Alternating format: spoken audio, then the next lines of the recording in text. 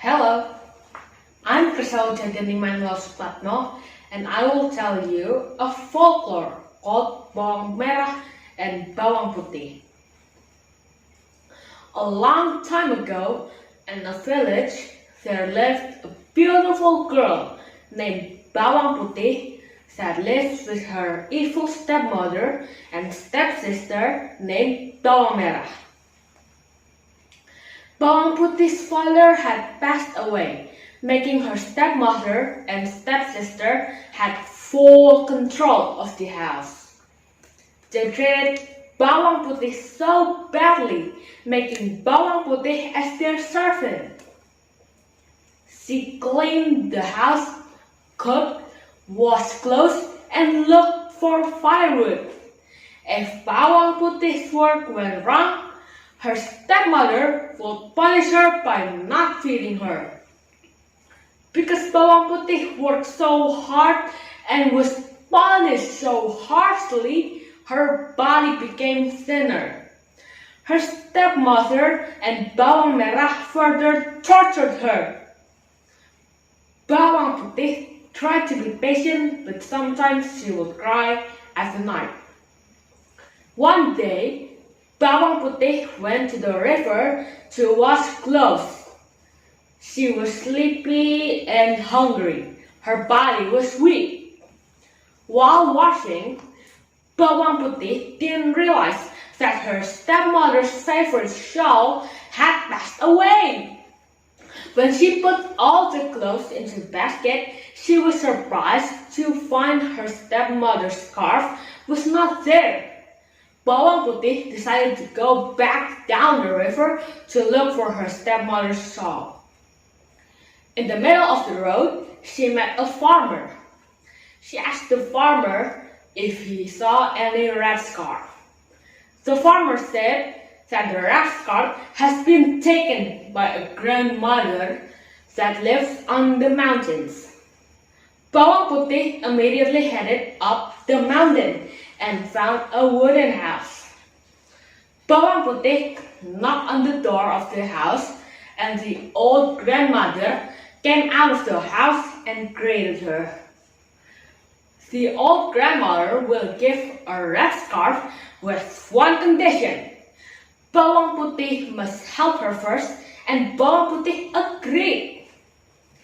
All day she helped grandmother cook, look for firewood, clean the house, and wash clothes.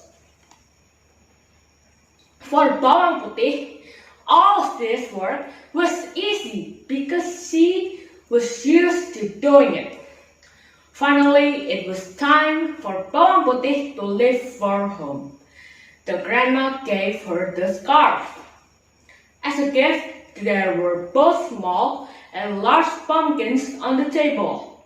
Bawang Putih chose a small pumpkin because she also had to carry a basket full of clothes home.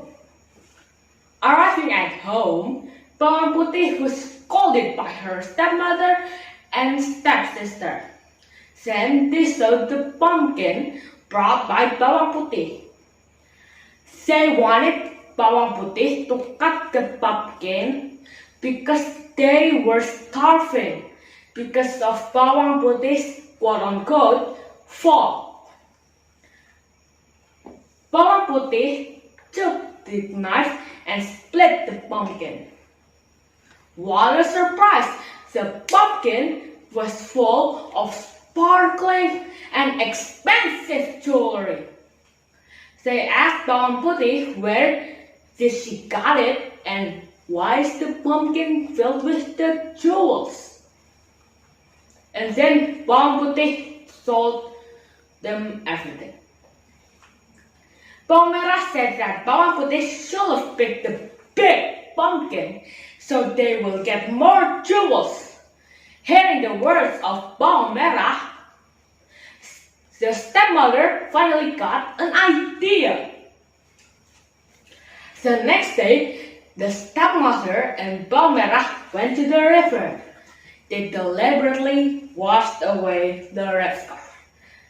Then secretly, they followed the scarf as it washed away.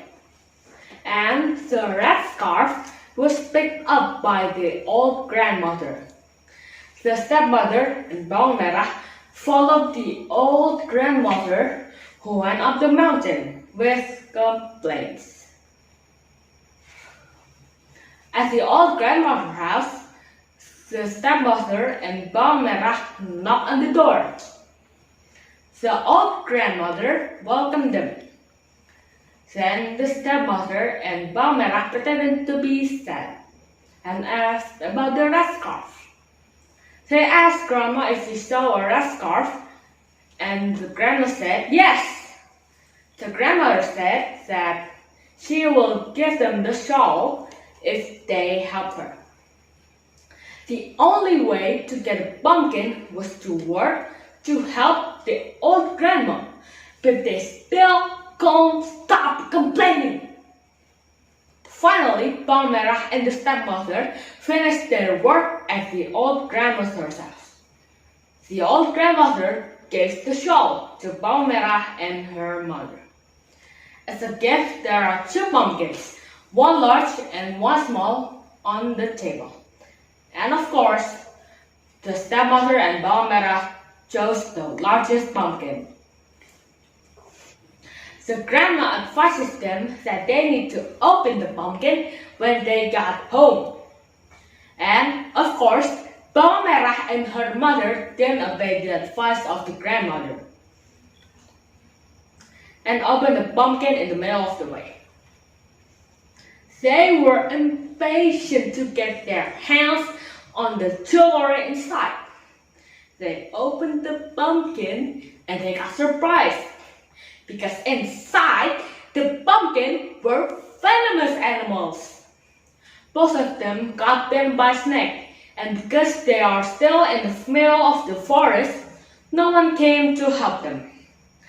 The stepmother and Bawang Merah died from the snake bite.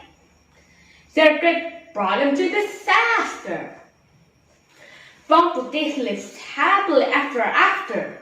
The jewelry given by the old grandmother making her rich. She continued her father's business and enjoyed the fruits of her obedience and kindness. That's all for the folklore.